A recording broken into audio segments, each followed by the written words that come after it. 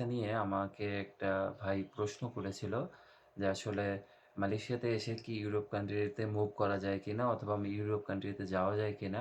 প্রথমত হচ্ছে আপনি যদি কলিং ভিসাতে মালয়েশিয়াতে আসেন, কলিং ভিসাতে আসলে সর্বনিম্ন আপনাকে ৩ বছর থাকতেই হবে। কারণ আপনি ৩ বছর কন্ট্রাক্ট করে হচ্ছে মালয়েশিয়াতে আসবেন, হ্যাঁ? এই ৩ বছরের আগে আপনি কোনো কান্ট্রিতেই ট্রাই করতে পারবেন না এই কান্ট্রিতে থেকে। হ্যাঁ, এটা সত্যি যে মালয়েশিয়া থেকে ইউরোপ কান্ট্রিতে মুভ করা যায়।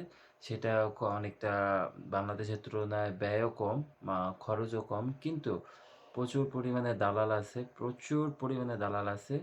যে এই দালালগুলা বেশিরভাগই হচ্ছে প্রতারক। তো খুব কম সংখ্যক মানুষ আছে যারা সফলভাবে মালয়েশিয়া থেকে ইউরোপে মুভ করতে পারছে।